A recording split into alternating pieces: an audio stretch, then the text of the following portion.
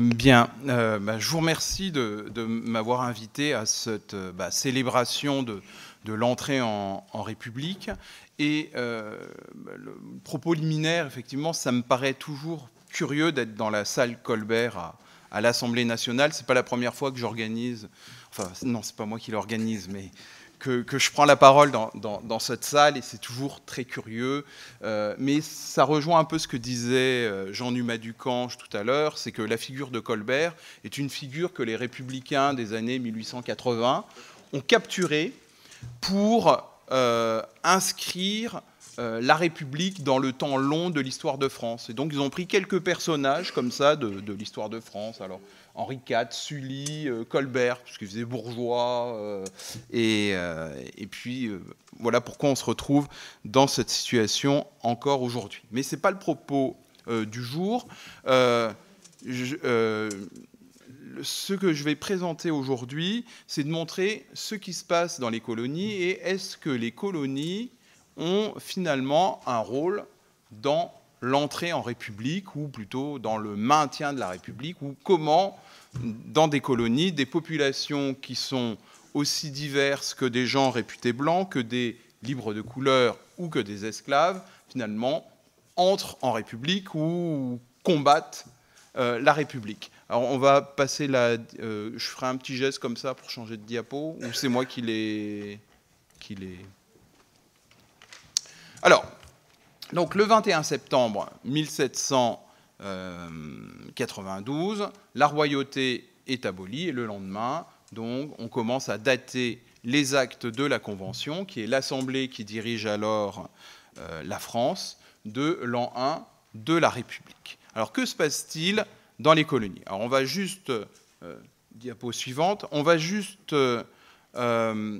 revenir un peu en arrière pour voir quelle est la situation des colonies au moment du 21 septembre. Alors la situation des colonies, c'est que les colonies, vous le voyez ici, c'est le décret du 24 septembre 1991. Donc les États généraux ont rédigé la constitution de la France, et cette constitution, le premier texte, c'est le préambule de la Constitution, qui est la Déclaration des droits de l'homme et du citoyen de 1789, qui dispose que tous les hommes naissent et demeurent libres et égaux en droit. Alors, avec une telle déclaration, on pourrait penser que l'esclavage est aboli.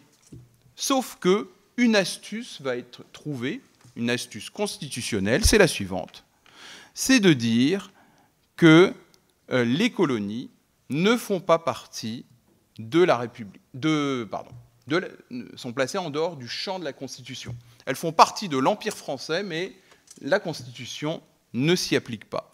Alors, point suivant, enfin diapo suivante, voilà donc les établissements coloniaux de la France, alors principalement aux Antilles, donc Saint-Domingue, aujourd'hui Haïti, la Guadeloupe, la Martinique, Sainte-Lucie, Tobago, la Guyane, et puis dans l'océan Indien, l'île de France, c'est-à-dire l'actuelle île Maurice, et l'île Bourbon, l'actuelle île de la Réunion. Suivante. Donc là, ici, vous avez une carte de la Caraïbe qui vous montre ces différents établissements. Et vous voyez, Saint-Domingue est le plus grand, hein, à la même échelle. La Guadeloupe et la Martinique sont tout petits. Alors, elles sont agrandies dans la carte du dessous. Alors, suivant. Ici, c'est la Réunion et l'île Maurice, donc qui s'appelle Île-de-France, qui sont situées au large de Madagascar. Suivant. Et ces colonies sont peuplées de la manière suivante. Alors, en 1789, il y a environ 28 millions d'habitants dans le Royaume de France, et il y a environ 800 000 habitants dans les colonies. Donc ça représente, c'est presque la même proportion encore aujourd'hui, où les Outre-mer représentent, les 10 Outre-mer représentent 2 millions d'habitants, et puis 65 millions pour le... Oui, on est à peu près dans la même proportion. Et si vous regardez donc ce tableau, c'est une population qui est massivement réduite en esclavage, hein, de l'ordre de 80 à 89%. Et à l'intérieur de cette population, vous avez des libres de couleur. Alors les libres de couleur, très rapidement, ils sont libres. comme leur nom l'indique, mais ils n'ont pas les mêmes droits que les Blancs. Et la Révolution va poser un problème, c'est le droit de vote, l'accès à la citoyenneté des libres de couleur. Et alors là, paradoxalement, les libres de couleur, les gens de couleur, vont être autorisés à être citoyens s'ils remplissent les conditions de citoyenneté. Il ne faut pas oublier une chose, c'est que la Constitution de 1791 ne donne le droit de vote que si l'on paye un minimum d'imposition. Et le sens du 10 août 1792, c'est aussi tous ceux qui n'ont pas le droit de vote parce qu'ils sont pauvres, eh bien, ils vont être les premiers à se révolter pour entrer pleinement dans la citoyenneté. Donc les libres de couleur, eux non plus, ne sont pas citoyens, quel que soit leur revenu, sauf ceux qui résident sur le sol métropolitain. Ce sont les seuls qui peuvent voter. Et puis vous avez ce que j'appelle les réputés blancs. Je ne vais pas être très long là-dessus. Pourquoi ce terme réputé blanc? Parce qu'en faisant la généalogie des blancs des colonies, je me suis rendu compte que beaucoup d'entre eux avaient une arrière-grand-mère noire, une arrière-grand-mère amérindienne ou malgache, et qu'en gros, être blanc, à cette époque-là, c'est comme être noble en France. Ça tient à des manipulations généalogiques et à une réputation. On est considéré comme blanc, donc, depuis 2-3 générations, donc on est blanc. Il y a même des procès qui vont intervenir au moment de la Révolution pour que des gens soient établis comme blancs, notamment dans le cadre de l'obtention de la citoyenneté. Diapo suivante. Vous voyez, c'est ce que j'évoquais tout à l'heure. Tout individu est libre aussitôt qu'il entre en France. Tout homme de quelque couleur qu'il soit jouit en France de tous les droits de citoyen. Mais ça, c'est valable pour la France métropolitaine, mais ce n'est pas valable dans les colonies. Suivant. Donc là, c'est l'emblème de la Société des Amis des Noirs. La Société des Amis des Noirs est la première société qui va donner son modèle à tous les clubs politiques de la Révolution, que ce soit le club des Jacobins et tous les clubs politiques qui vont se créer. Donc on élit un président de séance, il y a une adhésion, on se réunit, il y a des procès-verbaux, il y a un président de séance.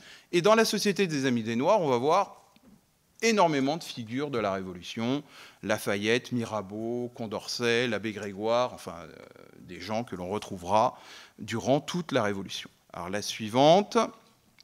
Et ces libres de couleur vont commencer à revendiquer la citoyenneté. Alors de deux manières, une manière pacifique, notamment avec leurs représentants qui sont en France, et aussi par des révoltes, notamment la révolte de Vincent Auger, mais je ne vais pas m'étendre là-dessus.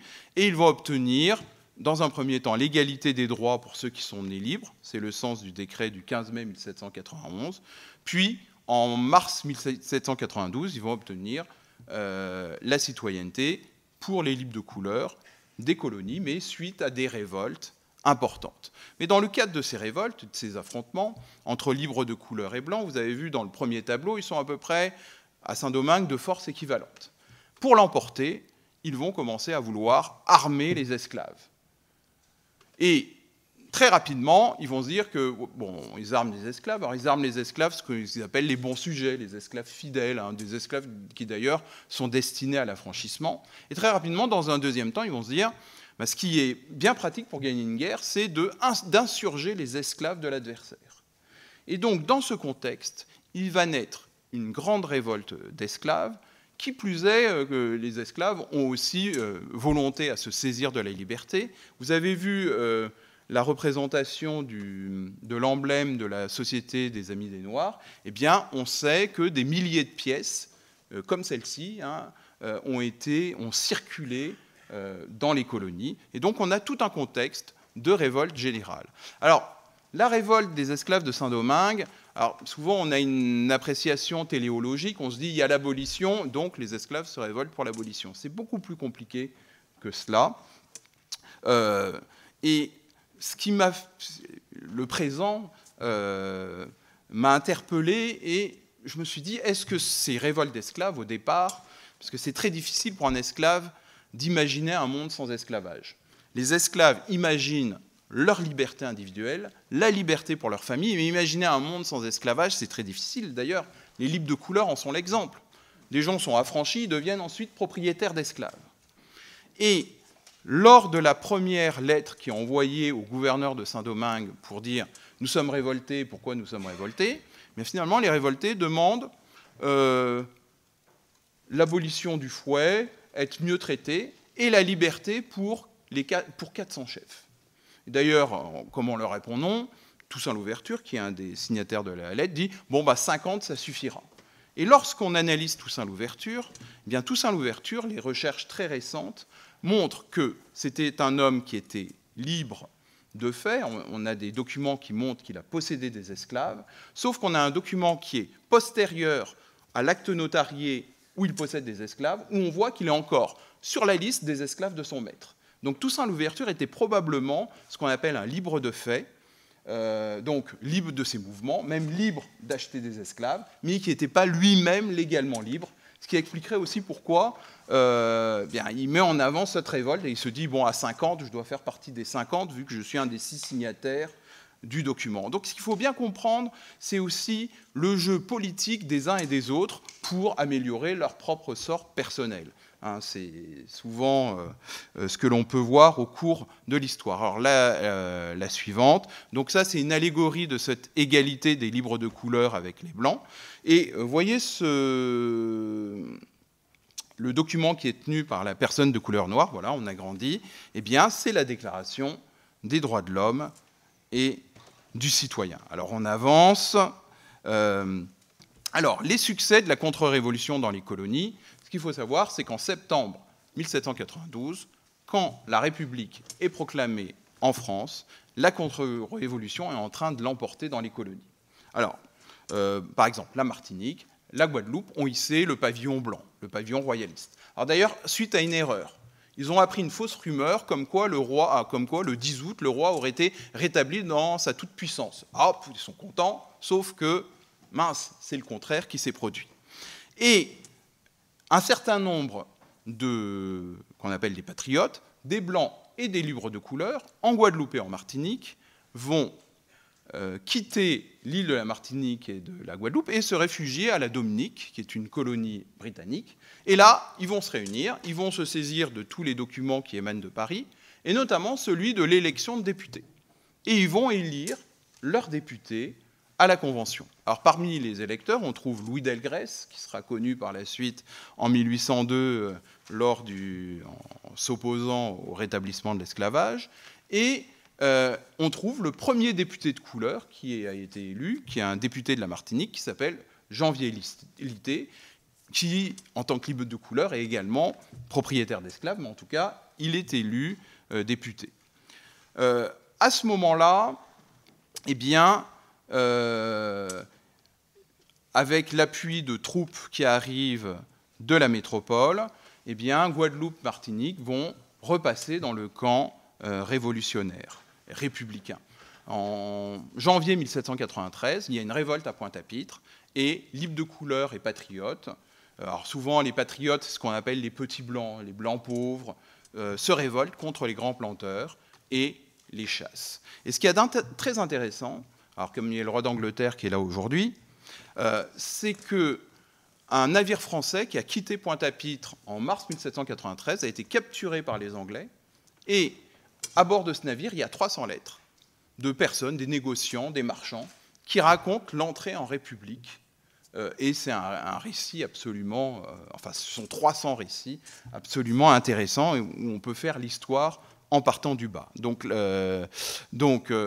la contre-révolution a des succès, d'autant plus que les monarchistes vont utiliser les esclaves révoltés pour les mettre dans leur camp.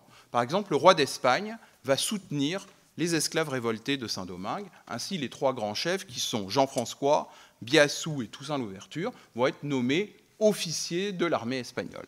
Donc cette situation, c'est celle qui existe donc, à la fin de 1792, début 1793. Alors vous voyez ici sur cette carte, Saint-Domingue s'est divisé en deux, une partie espagnole, une partie française, et donc le roi d'Espagne soutient les esclaves insurgés. Alors ceci peut paraître très bizarre, mais ce qu'il faut savoir, c'est que la géopolitique prime sur toute idée d'idéologie de l'esclavage. On en a un exemple, c'est la Révolution américaine.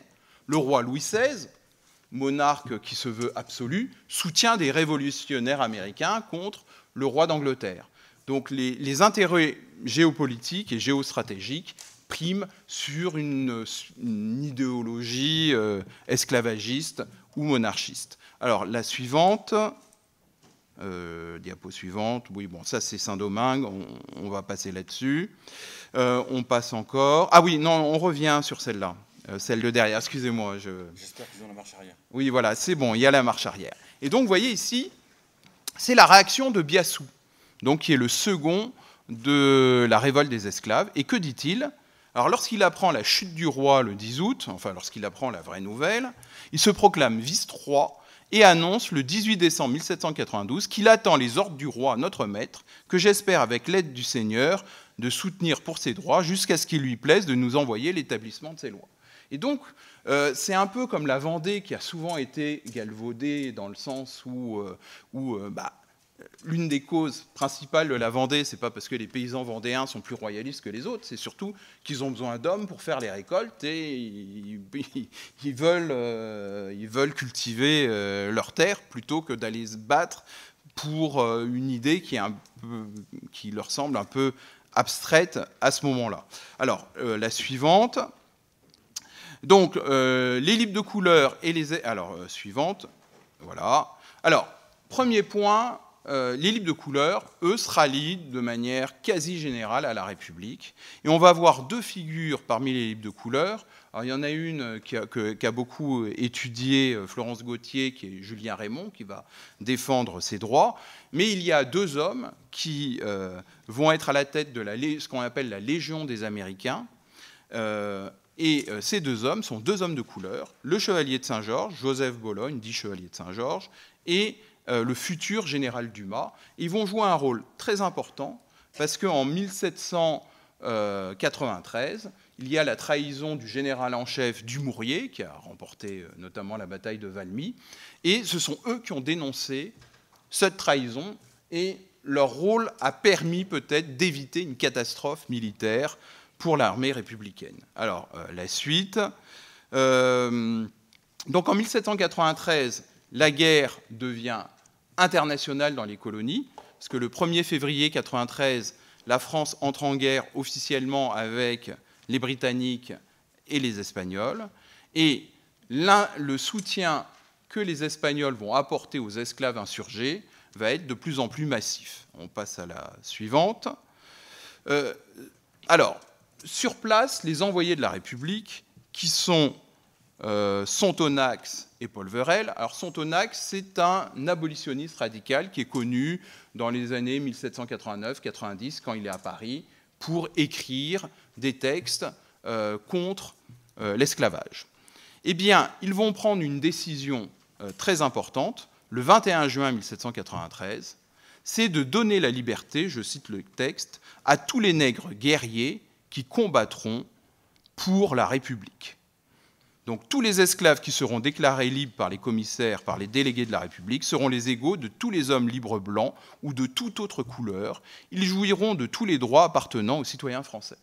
Et cet événement, on passe à la suivante, et voilà la description de ce qui se passe. Ça se passe au Cap français, donc c'est au nord de Saint-Domingue, et il y a une tentative de coup d'État,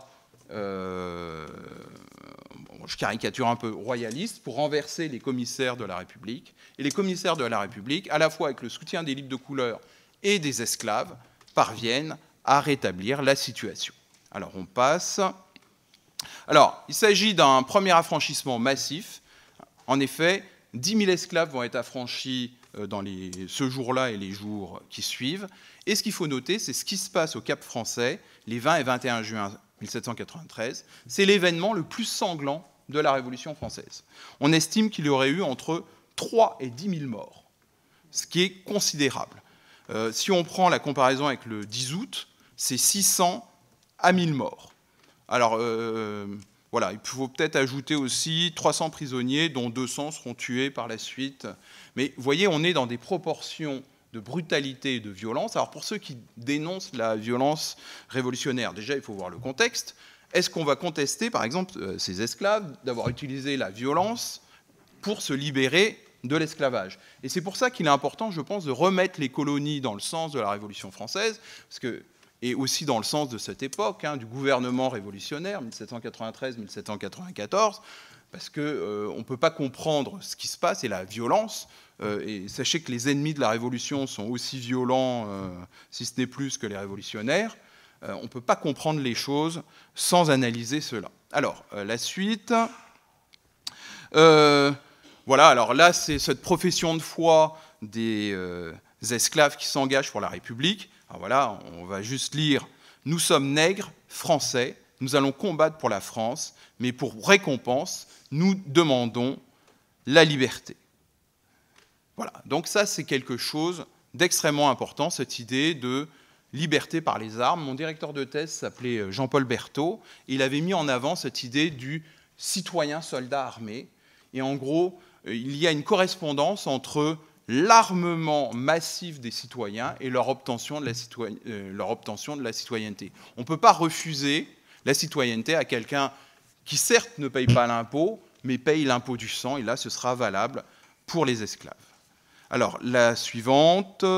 Bon, alors, les commissaires civils vont étendre cette liberté, et ils vont étendre cette liberté à tous les esclaves, estimant que le seul moyen de rallier ceux qui combattent encore pour les Espagnols, eh bien, c'est d'abolir complètement l'esclavage.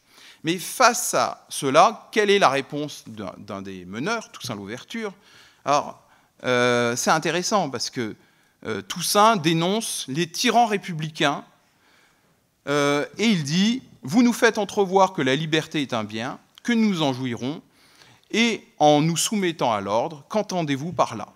Vous voulez nous faire coopérer à vos vieux intéressés et tyranniques, et ensuite nous faire subir le joug cruel de vos corruptions, mais tant que Dieu nous donnera la force et les moyens, nous acquérons une autre liberté différente que celle que vous prétendez, tyrans, nous imposer. » Donc il a une très grande méfiance vis-à-vis de la République qui s'est installée, et cette grande méfiance va finalement être gommée lorsque l'abolition de l'esclavage, on passe à la suivante, donc voilà, c'est paraît-il la représentation la plus fiable de Toussaint Louverture, selon un des grands spécialistes qui s'appelle Jacques Deconat. Donc on va passer rapidement. Donc, lorsque la décision d'abolition de l'esclavage, qui est d'abord prise localement à Saint-Domingue, va être entérinée par la Convention, et lorsque Toussaint Louverture saura que la Convention l'a décidé. Alors, parmi les hommes qui vont participer à ce vote, l'adoption de cette loi, vous avez donc 3 députés qui ont été envoyés, Dufay, Mills et Baillet, donc qui représentent les 3 couleurs, un blanc, un mulâtre et un noir. On passe. Voilà. On va passer parce que... Donc voilà le décret de la Convention nationale qui abolit l'esclavage. Vous voyez, il n'y a pas besoin de faire des lois très longues et qui aient une portée immense. Ça, c'est le décret qui abolit l'esclavage. Vous voyez, il n'y a aucune nuance. C'est déclare abolir l'esclavage des nègres dans toutes les colonies. En conséquence, elle décrète que tous les hommes, sans distinction de couleur, domiciliés dans les colonies, sont citoyens français et jouiront de tous les droits assurés par la Constitution. Donc les gens passent d'esclaves à citoyens. On passe à la suivante. Alors ici, vous avez une représentation de la séance de la Convention. Donc la Convention se réunissait aux Tuileries à cette époque-là. Donc c'est une allégorie. Il ne faut pas imaginer qu'il y avait autant de noirs à la Convention ce jour-là. Ceci dit, il y avait une femme de couleur, et on le sait en lisant le procès-verbal de la Convention. Et lorsque l'abolition de l'esclavage a été prononcée par la Convention, elle s'est évanouie. Et il y a un député, regardez cette femme qui s'est évanouie, il faut que l'on porte ceci au procès-verbal. Donc c'est comme ça que l'on sait que cette femme s'est évanouie. Alors, on continue. Donc Baillet, donc l'un des députés qui a porté ce décret local qui est devenu ensuite un décret qui s'est appliqué à toutes les colonies. Alors, la suite. Alors, donc, je vais passer là-dessus. Alors, on poursuit. Voilà. Alors, il y a des faits qui ont été organisées pour commémorer l'abolition de l'esclavage, et notamment une à Notre-Dame de Paris. Eh bien, j'espère que le jour où Notre-Dame de Paris sera reconstruit, on s'en souviendra et qu'on fera une fête de l'abolition de l'esclavage. Alors, il y a un précédent. Alors maintenant, qu'en est-il des femmes? Eh bien, c'est le discours de Dufay, l'un des députés de la Convention à Saint-Domingue. Et voilà, il dit « La plupart des esclaves de la partie nord de Saint-Domingue soulevés ont été les instruments des contre-révolutionnaires. » Et il dit qu'on a aboli l'esclavage pour ceux qui ont combattu la République, mais comme finalement tout le monde, à un moment, s'est mis à combattre pour la République, eh bien, que faire des femmes? Alors, il déclare « Ce n'est pas la faute de nos femmes si elles n'ont pas pu s'armer pour la France. Peut-on les punir de la faiblesse de leur sexe ?» Bon, c'est le discours de l'époque. Hein. Pendant que nous battrons pour la France, elles les inspireront à nos enfants, elles travailleront pour nourrir les guerriers. Alors ensuite, oui, voilà, on est à la conclusion. Et donc l'idée, c'est qu'on va aussi donner la liberté aux femmes qui deviendront des épouses de citoyens par le combat armé de leur mari. Alors, pour conclure rapidement, j'ai pas fait de geste, voilà. Donc c'est par les armes que les libres de couleur et les esclaves ont obtenu la citoyenneté. L'abolition de l'esclavage, c'est le résultat à la fois de la lutte des esclaves et des libres de couleur, de la présence d'un abolitionniste radical et aussi d'une majorité hostile à l'esclavage, à la Convention. Moi, je ne suis pas pour dissocier les histoires. Ce sont des gens qui ont combattu dans le même sens. Et d'ailleurs, le discours de Bellay, que Bellay fait au Conseil général de Paris en 1793, il rappelle le 10 août, il rappelle la prise de la Bastille, il rappelle tout ça en disant « ça a inspiré les esclaves qui se sont révoltés ». Donc ça, c'est extrêmement important. Autre chose importante, c'est le rôle qu'ont pu jouer ces hommes et femmes de couleur dans le maintien de ces colonies dans le cadre de la République, notamment en immobilisant des dizaines de milliers de soldats britanniques qui ont manqué sur les fronts européens. Et bien, ils n'étaient pas dans les Flandres, ils n'étaient pas aux Pays-Bas, ils étaient obligés de les envoyer dans les colonies. Alors, il y a eu un héritage républicain au XIXe siècle dans les Outre-mer, et je finis là-dessus. Lors de la deuxième abolition de l'esclavage, en 1848, dès que, en Martinique, on sait que la République a été instaurée, il va y avoir une révolte des esclaves qui va anticiper le décret d'abolition. C'est la révolte du 22 mai. Et un peu plus tard, en 1870, lorsque la Troisième République est proclamée, il va y avoir à nouveau une révolte, ils ne sont pas esclaves à ce moment-là, des cultivateurs en faveur de la République. Je vous remercie.